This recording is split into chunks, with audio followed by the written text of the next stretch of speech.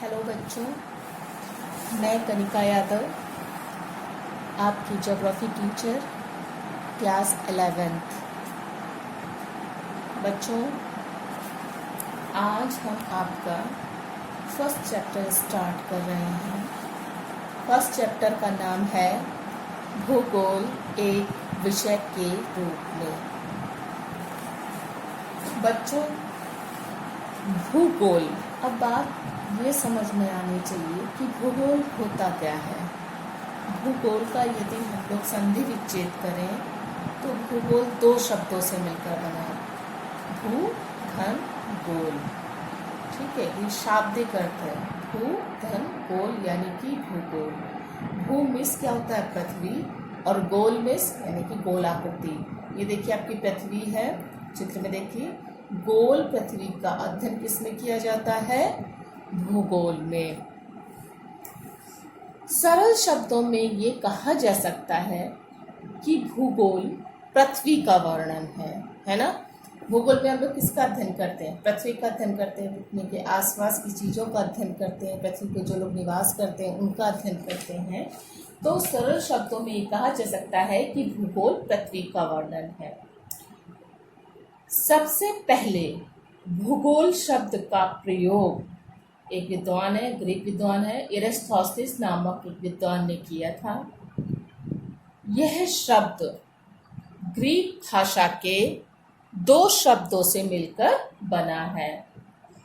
दो शब्द कौन कौन से? जियो धन ग्राफोस। जियो में होता है पृथ्वी और ग्राफोस का मतलब होता है वर्णन। इसका मतलब क्या होता है? दोनों का एक साथ रखने पर अर्थ बनता है पृथ्वी का वर्णन। पृथ्वी को सदैव मानव के आवास के रूप में देखा गया है ना। पृथ्वी पर कौन निवास करता है? मानव निवास करते हैं। मैंने आपको बताया था, जो निवास करते हैं उन सब का अध्ययन जो है भूगोल में किया जाता है। इस दृष्टि से विद्वान भूगोल को मानव के निवास के रूप में पृथ्वी का वर्णन परिभाषित करते हैं।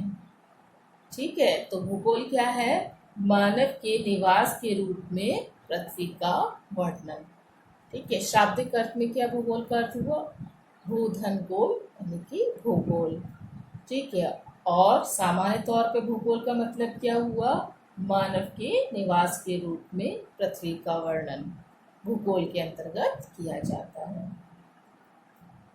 बच्चों, कुछ परिभाषाएं हैं जो कुछ विद्वानों ने दी है, उससे और स्पष्ट होगा कि भूगोल क्या है। हर विद्वान की एक अपनी विचारधारा होती है, एक सोच होती है कि वो भूगोल को किस रूप में देखते हैं। एक विद्वान है हार्शोन महोदय, वो कहते हैं कि भूगोल पृथ्वी पर क्षेत्रीय भिन्नताओं के वितरण और व्याख्या से संबंधित है। देखिए, भूगोल पृथ्वी पर क्षेत्रीय भिन्नता। क्षेत्रीय भिन्नता क्या होती है? क्षेत्र तो आप जानते हैं, एक एरिया, एक रीजन है ना।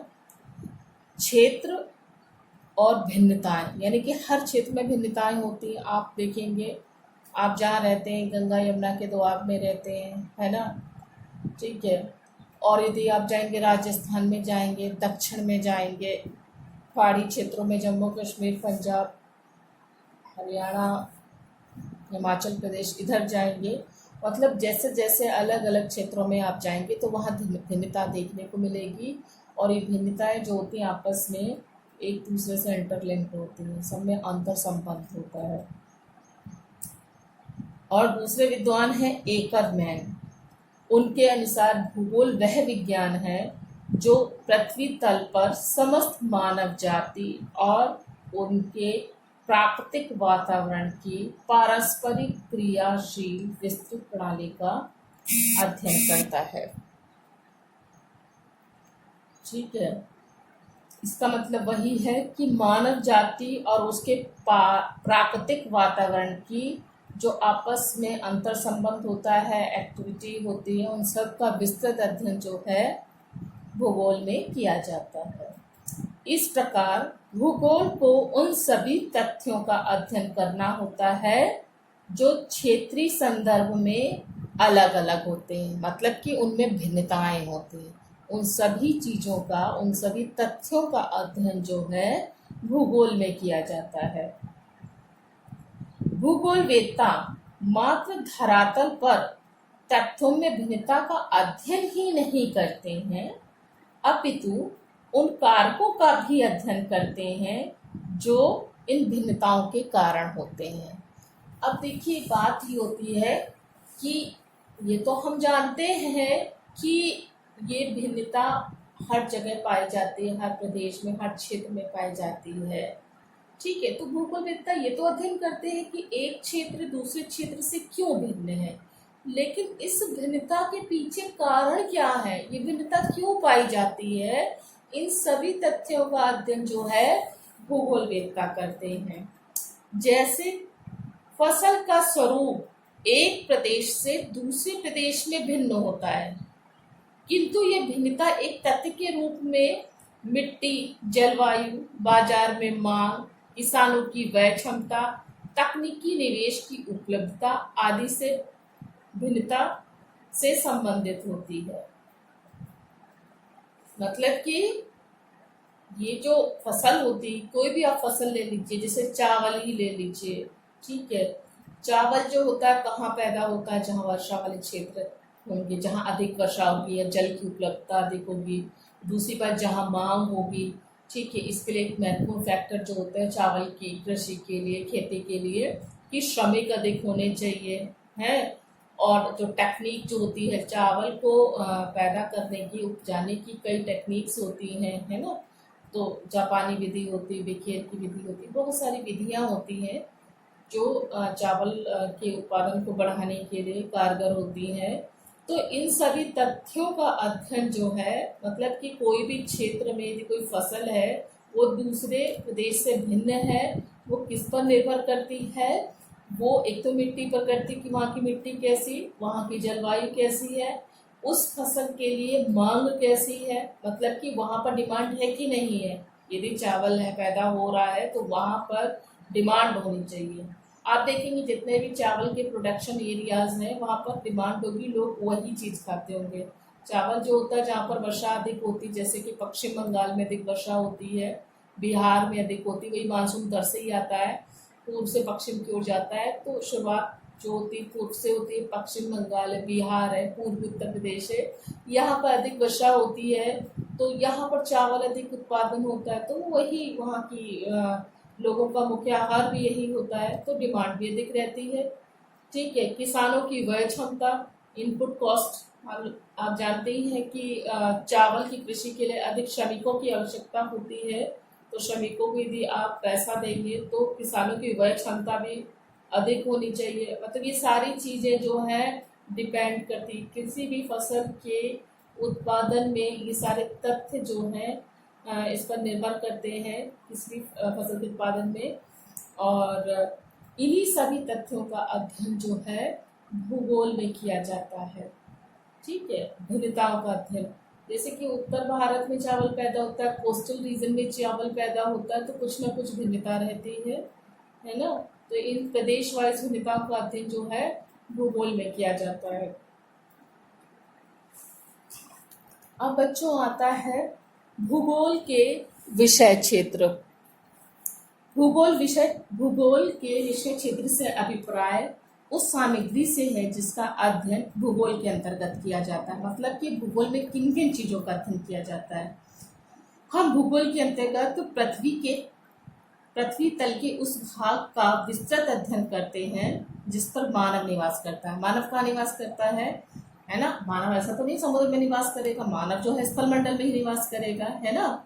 तो उन तथ्यों का, उस भाग का अधिक अध्ययन करते हैं जिस पर मानव निवास करता है। इसके अंतर्गत उन विषयों को भी सम्मिलित किया जाता है जो मानव की क्रियाओं को प्रभावित करते हैं। अब मानव को कौन प्रभावित करेगा, है मानव किस पर आश्रित है। मानव को जीने के लिए क्या चाहिए होती है, ऑक्सीजन। ऑक्सीजन कहाँ रहती है, वायुमंडल में, है ना। तो वायुमंडल का भी अध्ययन करता है। और मानव को क्या प्रभावित करता है, मानव को पानी की भी आवश्यकता होती है ना, विभिन्न प्रकार की क्रियाओं को संपादित करने के लिए, उद्योगों के लिए, अन्य चीज़ों के लिए, बहुत सारी चीज़ें जहाँ जल का प्रयोग होता है। तो जो इन क्रियाओं को, जो मानव की ये क्रियाएं हैं, इनको क्या एक तथ्य प्रभावित करता है? जलमंडल। तो भूगोल का जो विषय क्षेत्र है, जलमंडल का भी अध्ययन किया जाता है।